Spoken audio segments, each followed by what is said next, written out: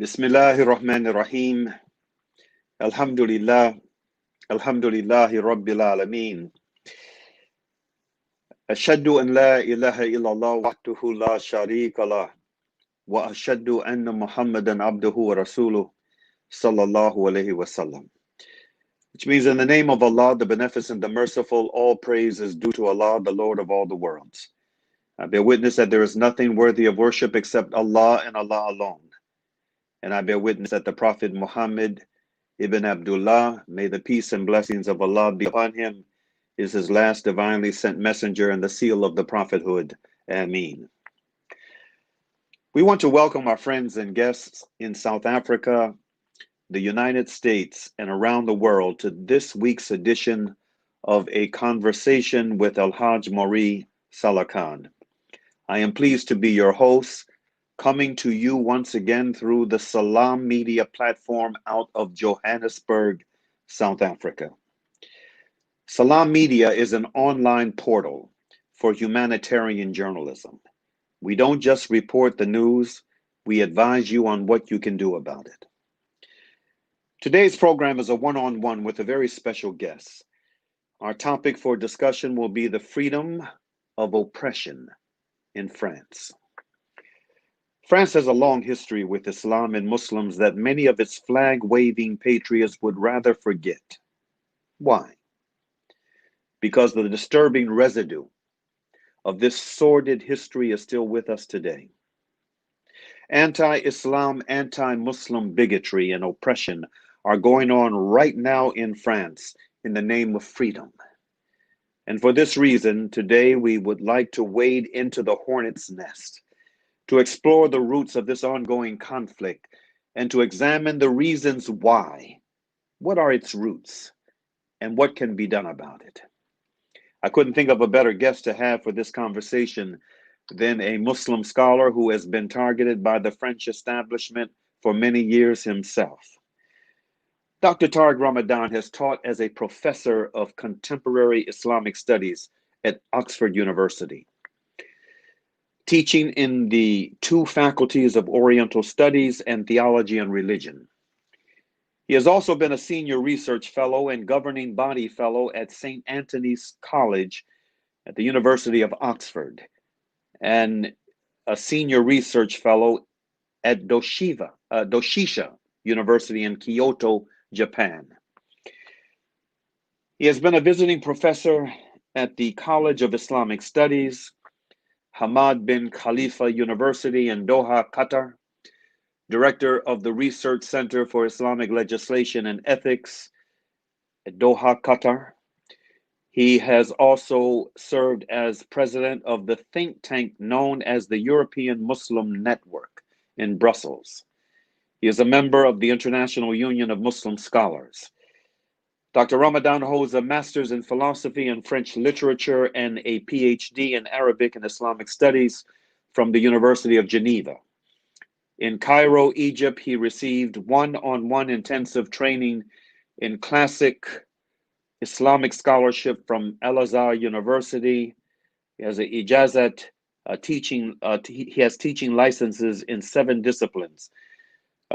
Through his writings and lectures, Ramadan has contributed to the debate on the issues of Muslims in the West and Islamic revival in the Muslim world. His research interests include the issues of Islamic legislation, politics, ethics, Sufism, and the Islamic contemporary challenges in both the Muslim majority countries and the West. He is the author of a number of books in Arabic, English, and French. He has been a well-known lecturer throughout the world on theology, ethics, social justice, interfaith, and intercultural dialogue. And with that said, I want to welcome my brother to this week's edition of A Conversation with El-Hajj Mauri Saalakhan. Assalamu alaikum wa rahmatullahi wa barakatuhu. Wa alaikum assalam wa rahmatullahi wa barakatuh. Hajj Mauri, how are you doing? Thank you for inviting me again. Alhamdulillah, brother. I'm doing fairly well, all things considered. How are you doing, and how is the family? Alhamdulillah, alhamdulillah. We are fine, and the family is fine. And as you know, you are in touch with my my daughter, and she was Yes, involved in everything, organizing this. And I want to thank her from where we are. But absolutely. Alhamdulillah, the family is fine, and my health is ups and downs, but that's fine, much better than before. Alhamdulillah. Alhamdulillah. Okay, brother, let's just jump right into this firestorm of controversy raging in France right now, among other parts of the world. Uh, I want to begin our conversation with you placing what we are seeing today in France into some historical context. What has been the relationship of France with the Muslim world, and how far back does this relationship go? Yes, I think it's the right question, because we can't talk about what is happening in France without getting the historical context, and today the political context as well. So I think that if we want to understand what is happening, there are three main factors that are important when it comes to Islam and Muslims in France. First, you can't deal with the issue if you don't get a sense of colonization and the relationship between France and Algeria, Morocco, Tunisia, and North African countries. Because this is essential. This is essential. You cannot get the picture of what is happening now. Why? Because, for more than 130 years in Algeria, the French colonization was there. And the way they were dealing with Islam is very much mirroring what we see now. Why? Because, in fact, what they were saying about Muslims, in fact, as you know, the perception of colonialism for the French, and not only for the French, the British was the same, and all the colonizers had the same idea. We go there to civilize these people because they are backward, and Islam is a hindrance to economic and intellectual development. This was the perception. So they were going to Algeria with this in mind, and their perception was that not only they were dealing with a backward culture, but Islam in itself was a hindrance for economic development and even, intellectual freedom and emancipation. Having said that, we also should get something which was connected with their perception of Islam. What we call laïcité today, and the French very specific secular system was really done with the idea, for example, in France, in France itself, was to separate religion, politics from religion, the state from religion. And they did this in France, at the exception of Algeria. In fact, the way they were dealing with Muslims in Algeria was, we are not going to implement the same. So the democratic process that you have in France was not what was expected from Muslims, because in fact, the relationship between Islam and democracy is not so essential. So we can decide for them who is going to talk to us as a Muslim leader. So it was a top-down strategy. We decide who are the right leader. And of course, as you know, the right leader were the leader who were not resisting the French colonization. This is one. The second, even Ibn Badis in Algeria, while he was creating Jam'iyat al-Ulama, so it's this organization of Muslim scholars, was himself, he was the leader of the resistance intellectually, was asking France, please implement laïcité in Algeria. Why? Because he wanted to separate the French political control on the religious reference and the religious leaders. And they said no. Why? Why didn't they want to implement laïcité in Algeria? For one reason: to control the leaders, to control the resistance.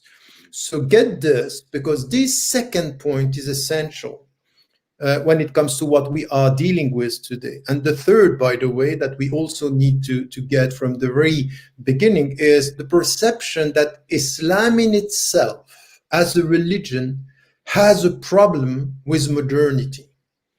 And we need to get this because, there is something which has to do with scholarly racism, meaning it's not the racism of the ignorant, it's the racism of the people who are educated.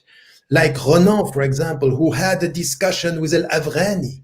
He had this idea that you cannot be emancipated and intellectually free if you don't speak French. So Arabic, the Arabic language in itself is a feature for backwardness. So if you get this, you understand that it's very deep. It's a very old story. It's not new. So come to what is happening now. Three things are here, still here. Muslims, by definition, will have a problem with laïcité.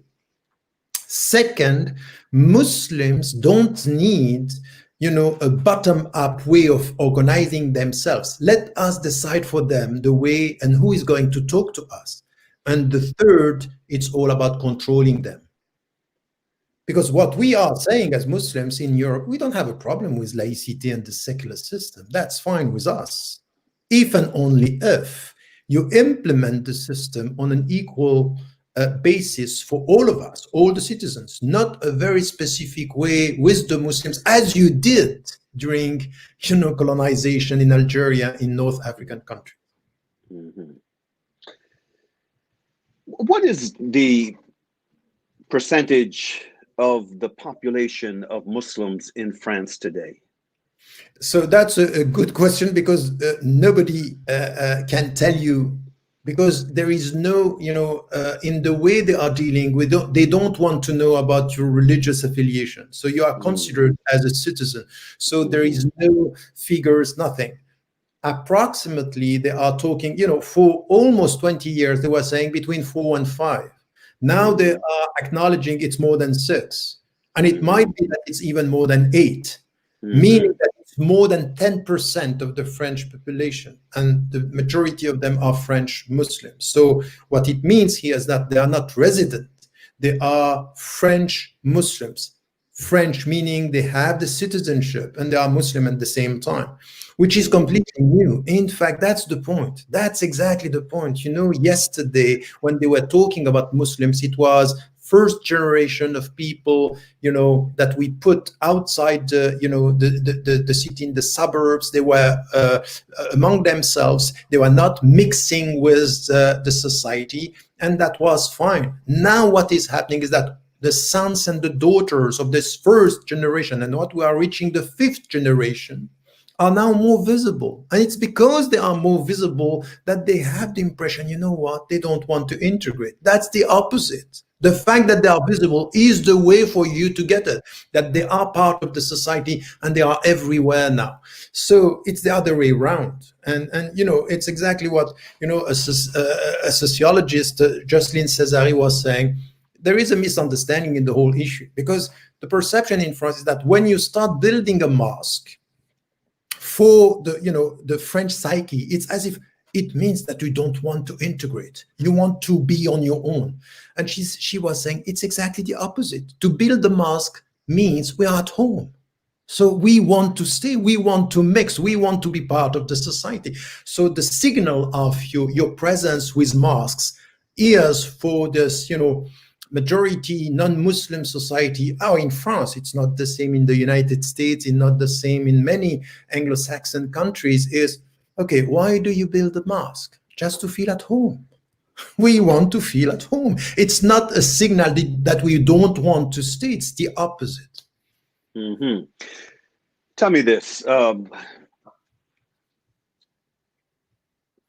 in concert with what I should say, in response to what you just said about how Muslims are becoming more visible in French society, despite this very strong and government-backed effort to separate religion from the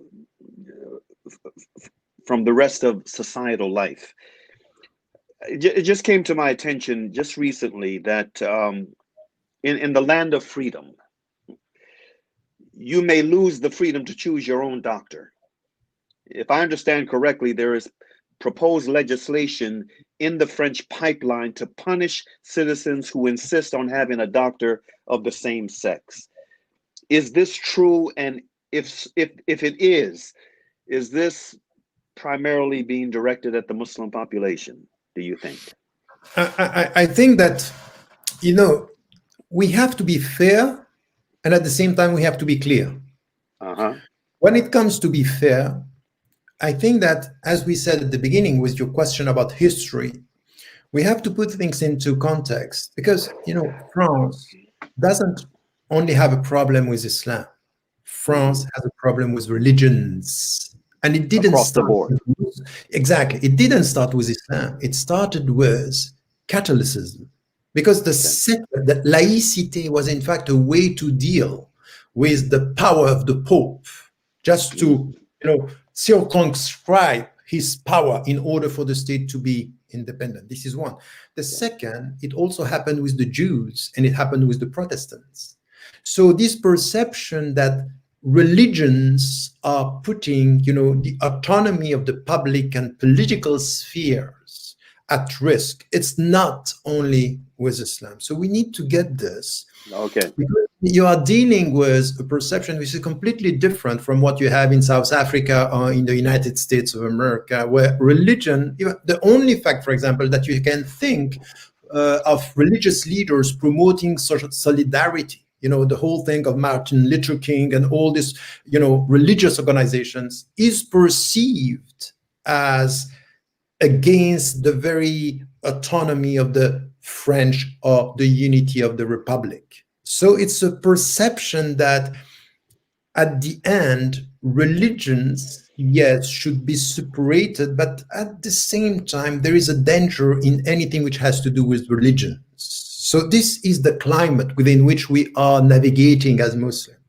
So it should be quite clear, and this is why I'm saying we have to be fair. Don't Yes. get as only against Islam. There is Okay. a religious question. So the question of religions in France, it's essential. Second, it's true that very often some politicians are hiding behind, you know, global discourses to avoid mentioning the fact that they are targeting Muslims and Islam. So it was quite clear about the headscarf. You know, they were saying, oh, the visible signs. Also, it was not, they were not talking about the cross, they were not talking about the kippah, they were talking about the, you know, the headscarf of the Muslim women. So this is one. The second is about, for example, you go and you want to eat halal meat, or at least tell, I just don't want to eat meat. That's my right. And to the point, it's so extreme that to the point say, no, anything which has to do with the diversity of, anything that you have to eat, cooking, and anything which has to do with the diversity of meat, for example, is going to be perceived as against the laicity. So what's this? Laicity, it's as if, you know, it's just this one, a unique way of eating, a unique or a single way of being with, you know, your environment. It's crazy. So it's an extremist reading interpretations. And by the way, we have been, for myself, for example, over the last 25 years, I have been talking and working with so many, you know, philosophers and thinkers and politicians who are dealing with laicity, and there are many interpretations of laicity, saying that it's not as, you know, narrow as it appears in the discourse of the people who are using laicity as a weapon against the Muslim presence. And you can see today that the far-right parties, the populists, are using, you know, laicity. It's as if it's a new religion that we are using against the presence of Muslims. And this is where you can see, for example, when it comes to the, you know, it's normal in any civilized society. It's up to you to decide to whom you want to go as a medical doctor. It could be a woman, it could be a man, and oh no, if it's a Muslim woman asking for a woman, it's not her freedom. It's because she is behaving in such a way because she is a Muslim or her husband is imposing onto her to do so. So you get Mhm. that. It's the interpretation is completely diverted and distorted from the very main discussion. The discussion is I am free to go wherever I want. Why Mhm. now are you questioning my freedom because you have suspicion about my belief? So, in the name of your suspicion, you restrict my freedom. What's that? Where are we? In which society are we now? So, in this climate of suspicion, we are narrowing, the sphere of our freedoms within the society, and it's as if when you are exercising your free or your rights or your freedom in this society, you should always ask yourself, how is it going to be interpreted? Because I am a Muslim. Mhm. So you are targeted out of suspicion, and you end up sometimes being you are self-censoring yourself because you Mhm. are scared of the perception of the people around you. Yes. Dr. Ramadan, a good friend of mine by the name of Enver Massoud, the founder of the Wisdom Fund, recently commented on the rising tensions in France in the wake of that tragedy that unfolded not long ago. I'd like to hear your thoughts on what he had to say. This is what Brother Massoud said in a statement he made for the Wisdom Fund. He said, quote, Macron should have said, yes, we have freedom of expression, but we also have a duty to be considerate, respectful, gracious to others. Yes, we have freedom of expression, but a free people often discourage use of vulgar speech. So, as president, I will defend Mr. Patty's right to free speech, but I condemn his use of that right in this disgraceful manner. I remind Mr. Patty our national motto is liberty, equality, fraternity. Of course, this killing is wrong. It goes without saying. French courts will deal with the killing. Macron doesn't need to provoke Muslims worldwide, thereby creating a bigger issue. The killer showed his barbarism. Macron had a chance to show his humanity. Macron showed his hypocrisy. 16 European countries, including France and Israel, have laws against Holocaust denial. In Austria, David Irving, the historian, was imprisoned for questioning the Holocaust. In the US, speaking against Israel or Zionism can get you barred from news and social media and deny you a job. In India, an advertisement for jewelry worn by a Hindu Muslim couple had to be withdrawn after outrage by religious zealots. Israel, supported by the US, by withholding its participation in the Madrid Peace Conference, forced the UN General Assembly to revoke Resolution 3379, adopted on the 10th of November 1975, which had called Zionism a form of racism, and justifiably so. Free speech only when it suits those in power. Your thoughts on what Brother Masood had to say, and what, in your opinion, are some of the things we in the international community can do to help remedy this ongoing problem in France? I think once again, what he said is completely true. And I think that even in France, once again, we have to be quite clear on this because, as I said, the national climate atmosphere in France is pushing and pushing, and we are already preparing the next election. And Macron knows something. He's not going to win against any other traditional party. There is one party which is the far right party, le Rassemblement National,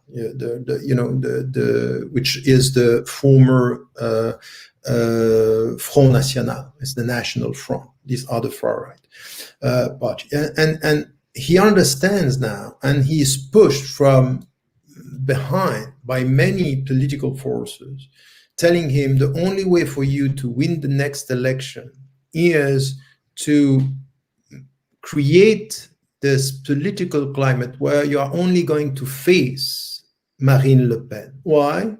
Because Marine Le Pen, certainly she's going to lose. She's not going to win. It's impossible for her to win the election. Now, the problem is that she might lose the next election, but her ideology and the way she is dealing and normalizing this populist views and far right perceptions of far right political opinion, it's not normalized in France. So Macron is pushed in that direction. He was not like this when he at the beginning he thought that he would be able to deal with Islam and Muslims in another way.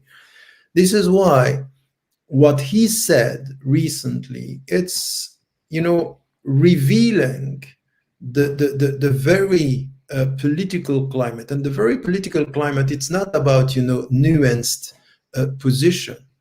It's very much this rhetoric that you had in the United States of America just after 2001 is you are with us against us.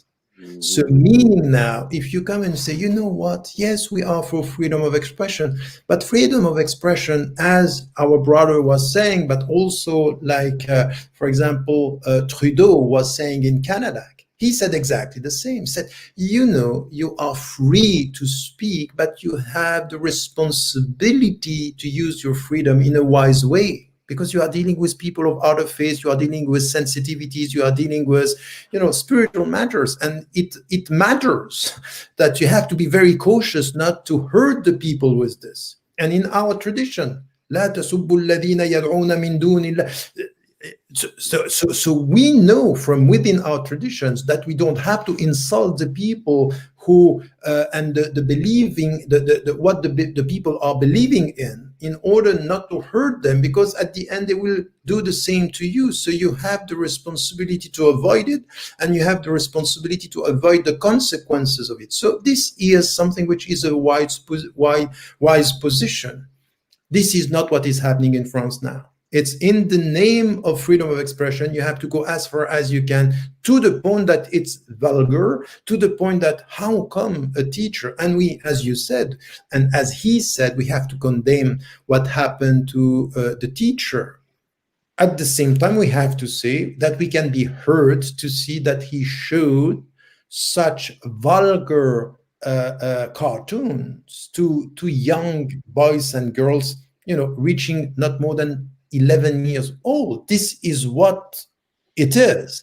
So we need to come, and this is where I would say that there is a lack of wisdom in the whole discussion now in France. It's now conflictual. It's very much about polarization between two camps, and some are pushing and speaking. If you say yes for freedom of expression, but a kind of wisdom in the way you use your freedom, and it's not because it's allowed that it's good.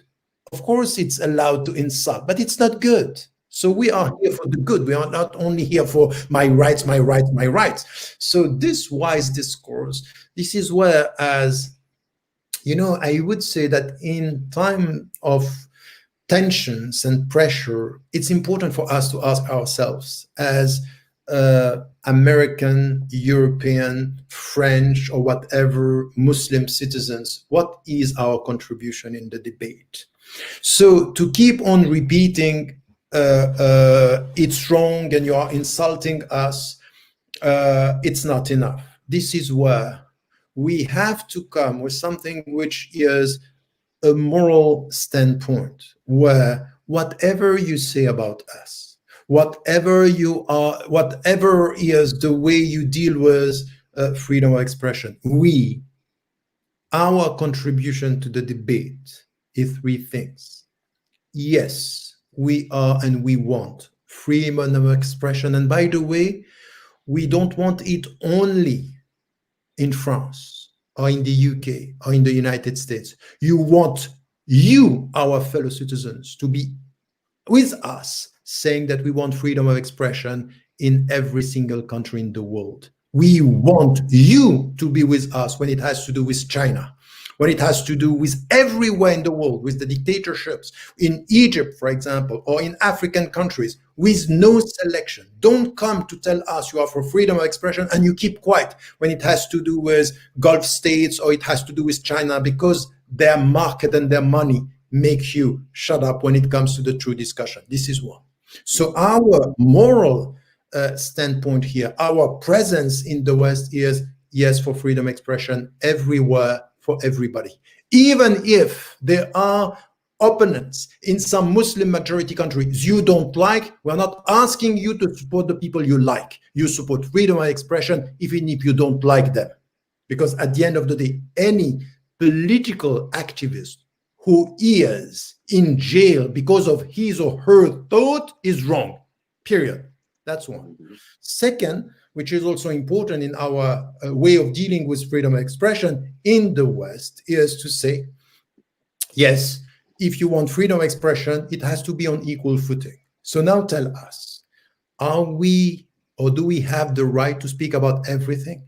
So do I have the right to ask the true questions and the right questions? Why are you asking me to accept your insult when you don't accept my critical questions about things that are happening in the country? So why is it, for example, when I ask why the police is acting like this, why the politicians are doing so, why this one has the right to talk on TV and to be part of the process, to say things that are wrong and promoting fake news, and you are talking about he has the right and I don't?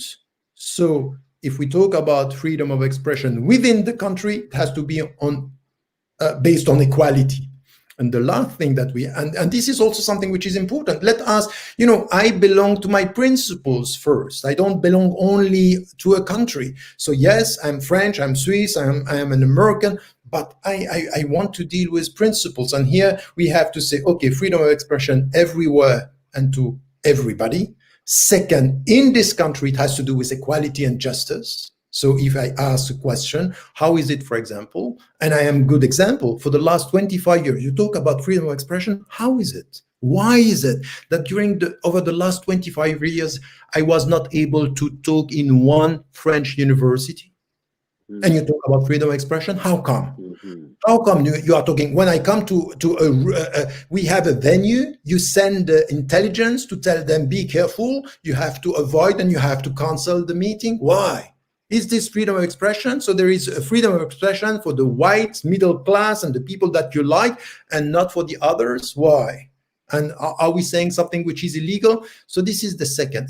And this is where it's important for us to understand that it's not only a question of Muslims promoting, the right for Muslims.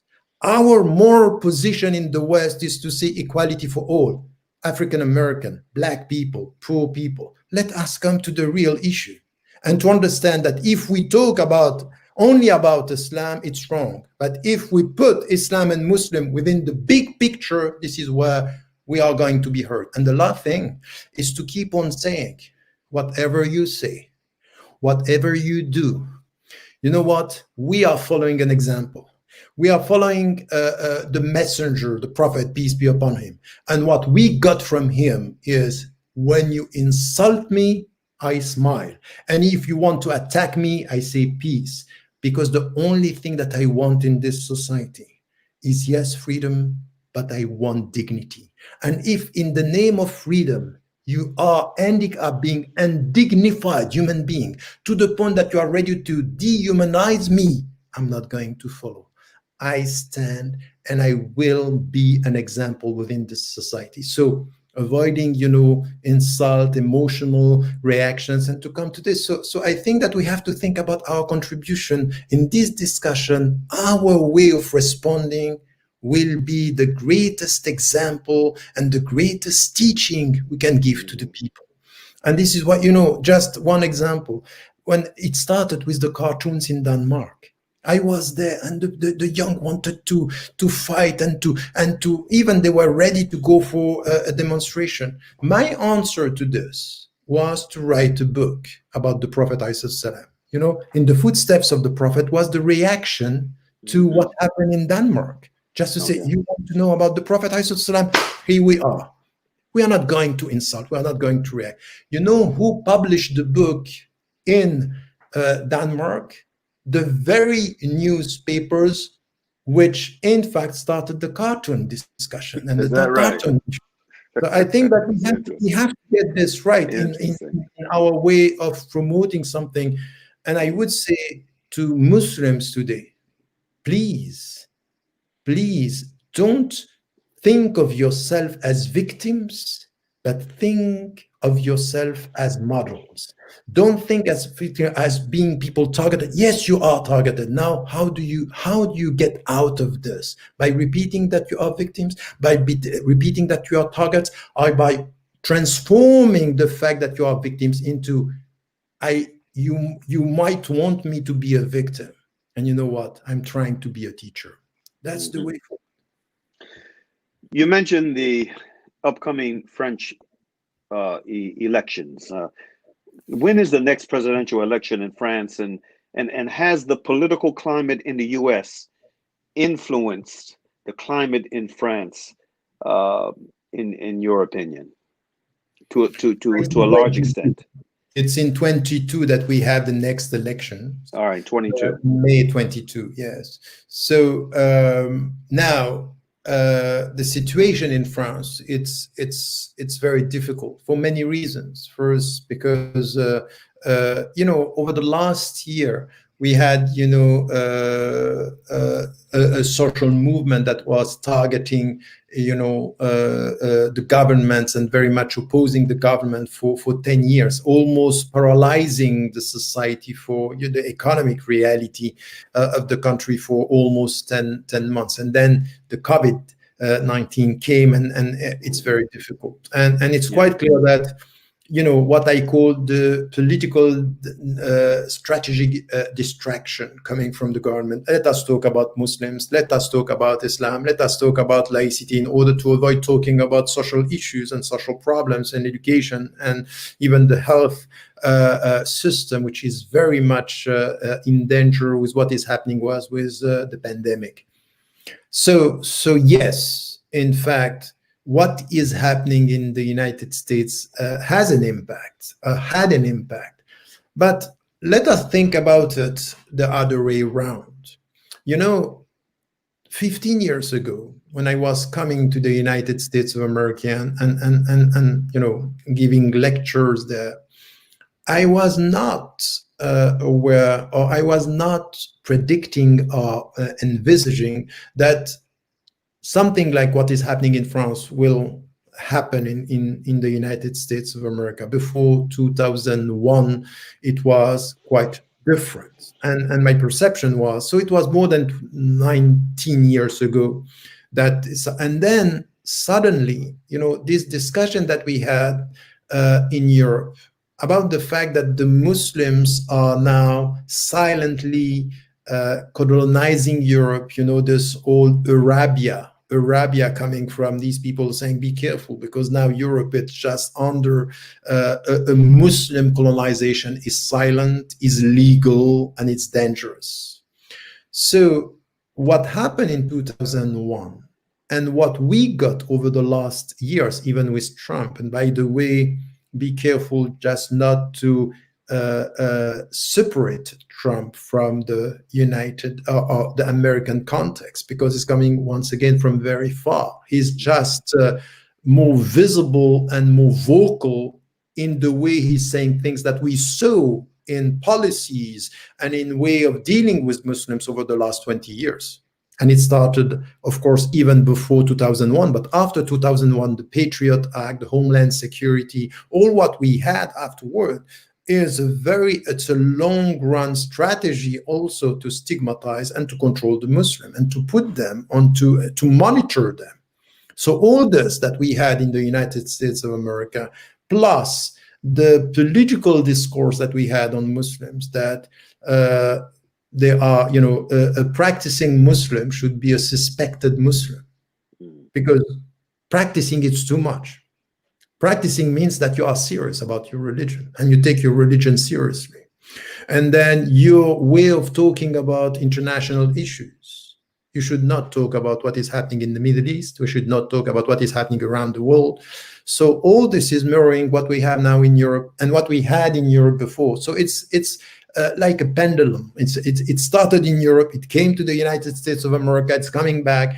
And in fact, at the end of the day, if you look at the West today, what we have beyond the crisis, beyond the French crisis we are talking about right now, is something that is transversal in all, crossing the board in all European countries.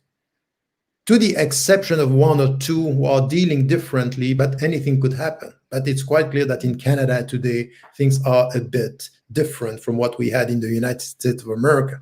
But and you have, important countries. The United States of America, it's a very important country. In Europe, France, it's a very important country.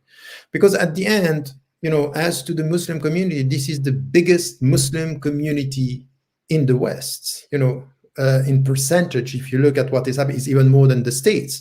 So you are 10, 11% of the global and the overall population in France. It means that it's very serious. So what is happening in France? I thought the opposite at the beginning. When I wrote the book To Be a European Muslim, my hope was Europe is going to have an impact on the French way of dealing with issues. Mm-hmm. And in fact, today it's the other way around. France, it's very much impacting, other policies at the European level. And what happened in Austria right now is also, again, something which is, be careful, because now we are dealing with radical Islamism and political Islam. And there is also something that we have to say. This is going to be crossing the board. And I'm very concerned about the fact that the Muslims and the Western Muslims are very much accepting something which is confused terminology, lack of semantic clarity. When it comes, for example, when you speak about Muslims, and when you speak about political Islam, and when you speak about Islamism, what do you mean? What do you mean exactly? Because at the end, I'm sorry, the people who were involved in politics as Muslims or in what we are calling political Islam, many of them were not radicalized and they are not violent. And now if you look at Macron and you listen to what he was saying, and even his interior minister, he was saying, in fact, the Islamists that he is referring to are the literalists. Okay, hold on. What are you talking about? Who are you talking about? Who are these people that you are talking literalists? Are you talking about Saudi Arabia? So your economic partner? Who are you talking about? Who are these people you are referring to? So this is not acceptable for us. As Muslims, we should, take over and also determine and decide for ourselves the terminology and the definitions of some of the words that we are using. If we don't do so, it's going to be defined by somebody else or some political structure and some ideologies, where at the end of the day, how are you going to define a practicing Muslim? Mm-hmm. Remember that in Tunisia, under dictatorship, the dangerous Muslims were the Muslims going to pray Fajr in the mosque. So they were monitoring the mosques. We know the story. If you are practicing and a serious Muslim, so you might be a danger for the society. So are they going to be the model for us today? Because what we are having now, it's, the French people saying, we are dealing with the Moroccan government, with the Tunisian government, and they know how to deal with these people. For example, over the last 4 days, the interior minister was in North African countries to talk about these issues. To talk about what? Why do you have to go to North Africa to speak about the French citizens? What's wrong with your citizens? Yes, what is wrong is that you don't trust them, and you need to get a way to monitor them. So the starting point is too much practicing means suspected Muslims in his or her way to be radicalized. And that's very dangerous. In reference to what you just mentioned about how French policies are impacting other parts of Europe, what about other parts of the world? You know, right now there's a tremendous amount of social and political turbulence in Lebanon, in Guinea, West Africa. How much does how much of an influence do you think France has um, in this turbulence that's taking place in other countries that were formerly, you know, French colonies?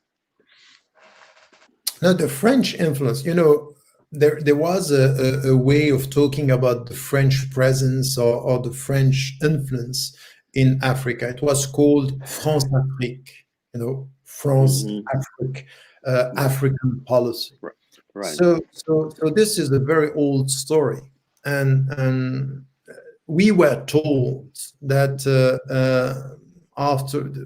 over the last 20 years, this is over.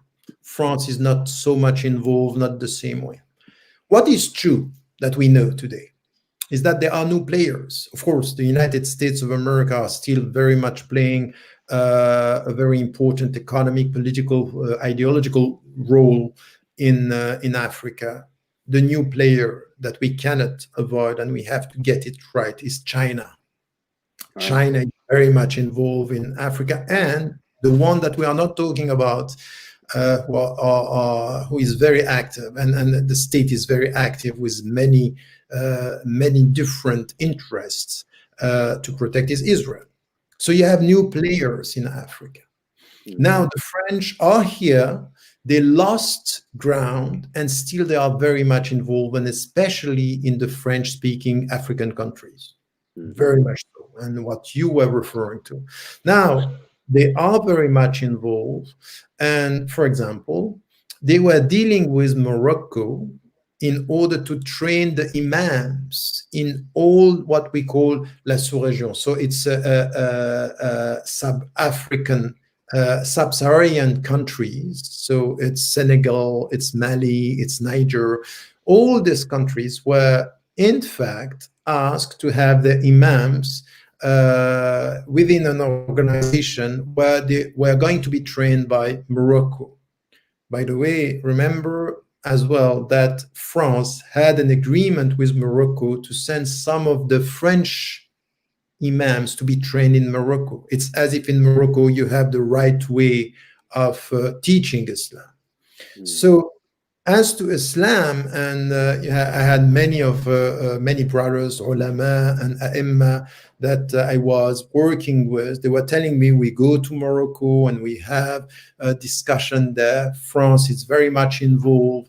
And by the way, France is now shifting from Algeria to Morocco in order to control who is going to represent the Muslims in France in the coming years. Hmm. So, and it has to do with African countries. So you Hmm. can't get the reality of what is happening at the French level if you don't understand three things about France in with Muslims. It's still its connection and its economic interest in Africa. So, for example, if you understand that France it's very much present in northern Mali, it's not because they are only working or targeting or attacking the radicalized Muslims over there. It's very much because there is uranium and oil and under the soil. This is a very important place, and for economic reasons they are dealing with the region. So it's true in Mali, it's true in Niger, it's true in their relationship. Look at what happened recently in Ivory Coast, where the president El-Hassan Ouattara was elected for the third time. He changed the constitution. Many Muslims are very happy because he is a Muslim. They don't get it, that in fact all this was done by the French in order for them to control the region and to control the region and the economic interests. So economic interests are important. Ideological control it's important as well for them. It's to know who is who and how they can deal with this.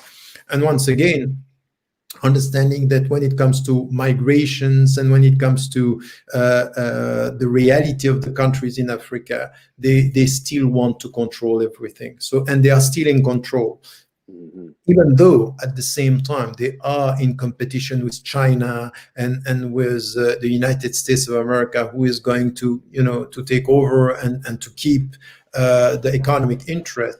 So this is still the case, and you cannot understand the reality of the French involvement in Africa. For example, you have to come back to the Libyan crisis, which very much Obama said it, for example, very quickly. It's just the way, Gaddafi was killed is very much connected to the French way of dealing, because they wanted to get him and also to control everything which has to do with Algeria and Libya and oil in the region.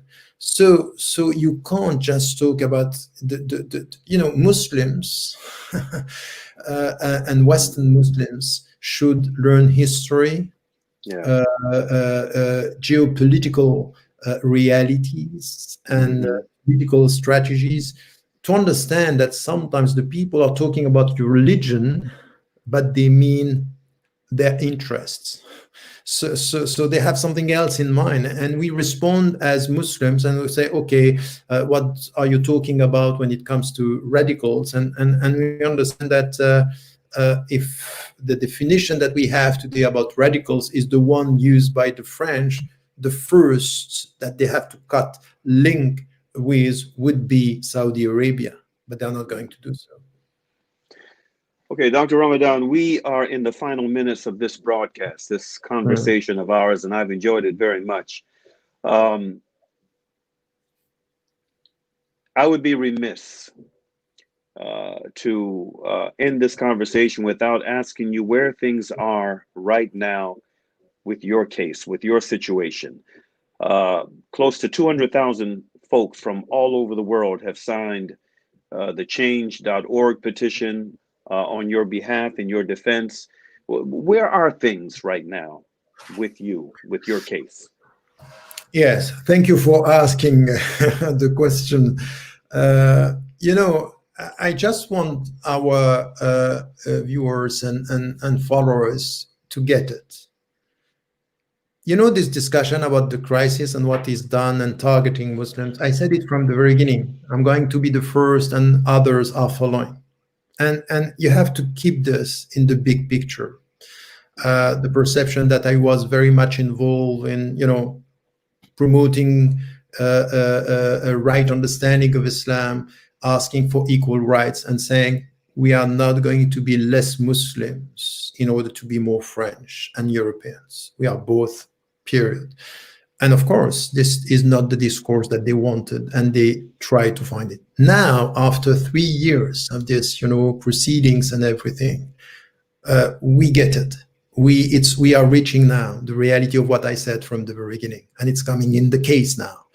What the French were trying to do is to keep the Swiss case in order to say, okay, we have one more even. It's not only French. In Switzerland, we also have one. At the beginning, they said even that there was one in the United States of America, and this was wrong. There was no case in the United States of America. This was wrong. This was the same people that were promoting, and tried to destroy my reputation. So now we had only France and Switzerland. The point is now that what is happening with the Swiss case is us revealing the connection between some of my enemies and the fact that she was connected for the last 10 years with some of the people, even asking for money. So what is good for me, they try to keep the Swiss case in France in order to add to my accusation, and now it's the other way around. So where we are now, over the last 3 weeks, we had a confrontation with the Swiss plaintiff, and it was a catastrophe for her because she had to acknowledge the fact that she asked for money, that she was dealing with a far-right Israeli paparazzo, Jean-Claude El-Fassi, and all this is in the case now. So the Swiss judge is not having at all the same attitude towards the case as the French. Now he wants to look for the truth. And we are very, very confident about the fact that with the collapse of the Swiss case, it will shed light on the way I have been treated in France. Because it's known by all the lawyers. I was not treated the right way. So, my presumption of innocence, the fact that I was put in jail. And now what is revealed is all the connections that we had. If you want to understand who are the people who are also involved on this, just go back to my book I wrote almost 12 years ago called What I Believe. At the end of the book, I was mentioning some of the people who were ideologically my enemies. They started by saying he's a terrorist or he's a Muslim Brotherhood. He's supporting. All these failed at the end to come to this issue and to try now to put me in this situation. So I would say that, of course, some of the Muslim leaders are scared to speak about it because the case is still running. I don't mind. I can understand that. I just want them to be aware. Be careful. Be careful. Because if they can do it to someone, they can do it to everybody. I was the first, and now everything. Look at what is happening now. Some of the people in France who were silent when it came to me are now, they are now dismantling Muslim organizations, charity organization, Muslim. There is an organization which is working like here in France, the CCIF, the Collective Against Islamophobia in France. These people are now the interior minister is saying that we want to dismantle and to stop this organization. So this is happening now. And as to my case, I can tell you that everything that happened over the last year with all the proceedings and everything and the reality of the Swiss case shedding new light on the way I have been treated in France. And you have to get it, over the last year, 3 years even, and it started even in 2015, Charlie Hebdo, the way the cartoons they did on me is just outrageous. Outrageous. You can just, it's vulgar and it has a clear target, is Tariq Ramadan as a Muslim leader, as a Muslim scholar, as so this is where we are. So I'm just today we are very confident that things are moving the right way, alhamdulillah. So it's a question of patience, but it's also a question of saying to the Muslims, okay, you can be quiet today, don't speak out. I can understand that it's a sensitive issue, but at least be aware that anything could happen and they are ready for everything. And when I went through this is nothing compared to some of our brothers and sisters and A'immah, like Imam Jamil, who is in jail for how many years? Mm-hmm. And you know as much as I know that he's innocent. That's and right. we don't speak out. So and Dr. Afia Siddiqui.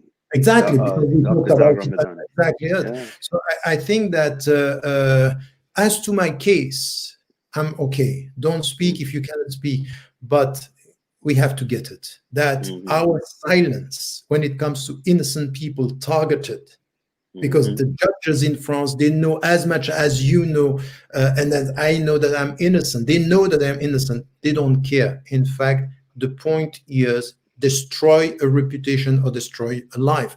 I'm free. I'm outside, and I can, well, alhamdulillah, struggle for my rights. But I will never forget the people who are in jail and who are innocent in jail in the West. In the West, not only in dictatorship. So because we don't have to forget about what is happening with some of our leaders everywhere in the world. For example, in Saudi Arabia, we have great leaders in Saudi Arabia who are in jail. We have great leaders and political activists who are just experienced and promoting and asking for their rights, as we were talking about freedom of speech. So I think that we have to be quite clear here about our positioning.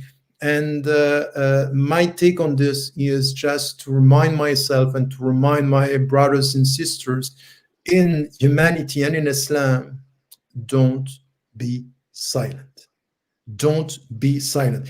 Not because you are a Muslim, but for the sake of humanity. If you are silent when humanity and your fellow citizens are silent and the governments are putting people in jail while they are innocent, in fact, this undignified silence is making our humanity undignified in the way we are dealing with it. So I would say that this is where I stand, and inshallah, and I, we knew each other and we have known each other for that. For we are not going to be silent and we have to speak out. And I would like the people who are listening to us now to get it and to avoid just confusing wise silent with cowardice. That's not the same. So silence could be wise when silence has to do with wisdom, but silence when people are oppressed, this is not wisdom. This has nothing to do with our religion and our principles. Wallahu a'lam wa ala wa ahkam. Thank you, Dr. Tariq Ramadan, for joining your brother Saalakhan today in this conversation. It has really been a pleasure for me, and I'm sure that it has been a information-packed hour for the brothers and sisters around the world, Muslim and non-Muslim, who have seen this live, and for many others who will see it after the fact, as this video is being shared. May Allah subhanahu wa ta'ala continue to bless you and fortify you and your family, my brother. May Allah ta'ala clear the way for clarity and for justice for everyone, both Muslim and non-Muslim, throughout the world, who are being subjected to oppressive conditions. And may Allah subhanahu wa ta'ala bless the Muslim ummah globally with the consciousness to rise up and to shoulder the sacred responsibility that we have as Muslims, as being the recipients of this final revelation to all of humanity. And this is an opportunity, this global climate that we're in, for a reset. May Allah bless us to take advantage of it.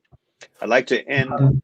Alhamdulillah. Thank you so much for inviting me again and for your words. And let us remind our brothers and sisters, please pray for our brothers and sisters who are in jail. I was just thinking about Salman Auda, and because his son is also in South Africa, in the United States of America, and so many others, Afia Siddiq and others. Yes. Let us think about them, and thank you again, really, from the bottom of my brother. Alhamdulillah.